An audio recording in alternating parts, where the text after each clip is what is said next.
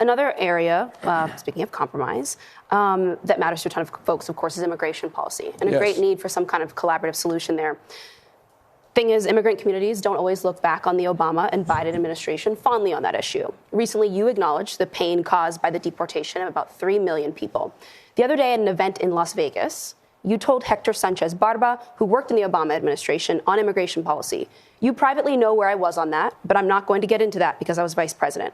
What did you mean when you said that? And do you and President Obama have disagreements about immigration? I'm not going to get into that. Let me tell you what my policy is. My policy is family unification.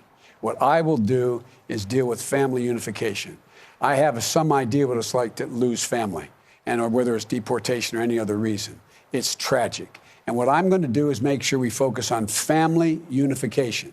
First thing I'm going to do is make sure we protect dreamers. I'm going to send, in the first day I am president, I already have it written, send them the House and Senate, a immigration proposal that's going to provide a pathway for 11 million people.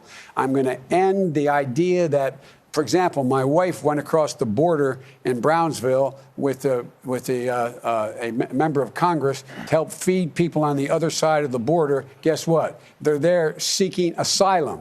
First time ever we've told people they can't come to America. That ends. The cage is closed. We, in fact, do not have, and the people are going to go back to school are ICE agents. No standing outside of hospital rooms. No standing outside of masks. No standing outside of the dentist's office or schools. We're not going to deport anybody who, in fact, has not in this country committed a felony. In this country committed a felony. But why can't you give some voters some insight into why you can't answer what happened during the Obama administration? Why One won't of you the tell things us what you the do, differences look, were? I'll tell you what happened in the Obama administration. The president of the United States had everything but locusts land on his desk. The economy was going into a tank.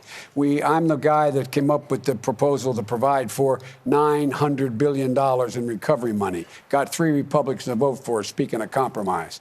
Saved the economy, as most economists will lay out for you.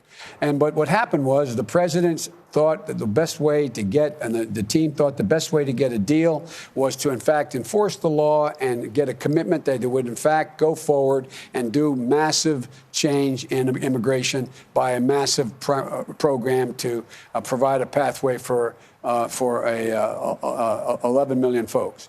In the meantime, when the Republicans didn't pay fair, the president came along with DACA, first time that ever occurred, and he had a program for family unification, which the court struck down, saying you can't do it by executive order. The fact is that what the president, comparing this president to the president we had, I think is outrageous. The fact is that we're in a position now where, look, 24 out of every 100 kids in our schools today is Hispanic. 24 out of 100. It's in everybody's interest. The wealthy, the poor, Republicans, Democrats, no matter who they are, to make sure this becomes an incredibly well-educated part of the community. That's how every major wave of immigration has occurred. We should be investing significantly for the safety and the sake of this country.